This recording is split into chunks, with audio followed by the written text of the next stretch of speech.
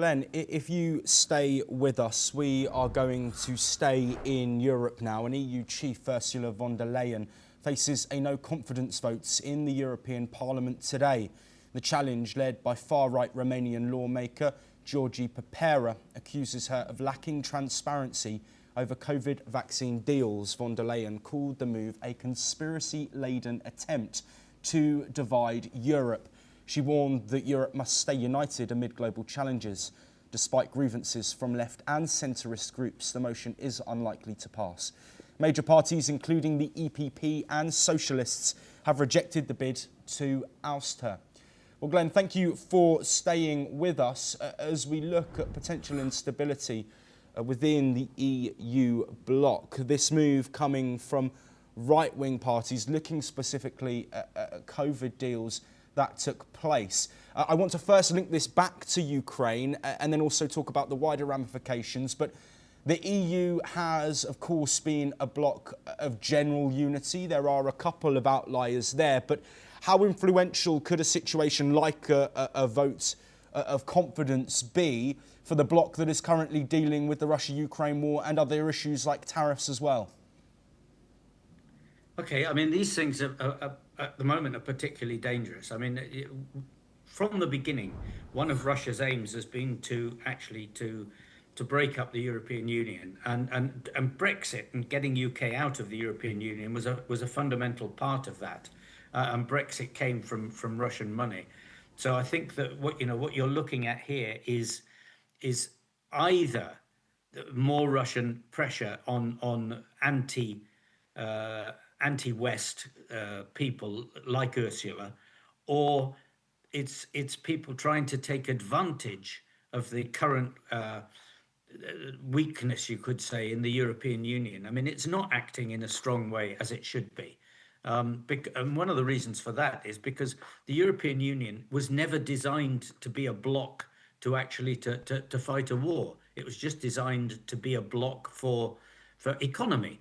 And now it's got this new purpose, and it doesn't have the institutions and organizations and basically the real people inside it to actually to support Ukraine in the way that Ukraine needs. They're bureaucrats. Bureaucrats don't understand how to fight a war. I'm sorry.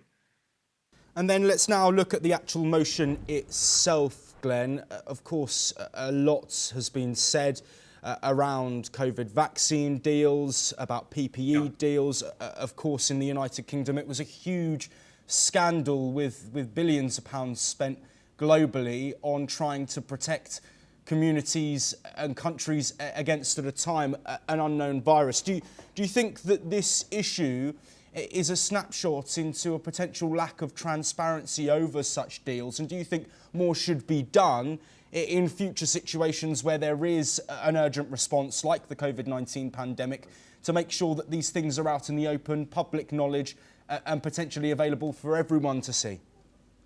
Yeah, you're absolutely right about the transparency part, and but when we jump back to what happened at COVID, I mean, it was cruel and vicious when it happened, and people were running around doing things as quickly as they could, and I'm absolutely sure that at the time that people were actually trying to do things, the honest people were not thinking about transparency. They were thinking about getting COVID vaccines out to the world as quickly as possible. I had 3, by the way, and they were doing this as best as they could. But of course, there were people using this opportunity to make money illegally, and there are honest attempts to go back and actually check who was making money fraudulently out of this. But I think that at the moment that this is being used as a red herring to try and actually to break up the unity of the EU, especially in its support of Ukraine. So this is a bit of a challenge, and von Leyen has actually got to look at this and understand that failure in transparency and do something about it. Glenn Grant, as always, thank you ever so much for being here and discussing these extremely important topics that are covering Europe. We do move on now, though, and we head over to South Korea.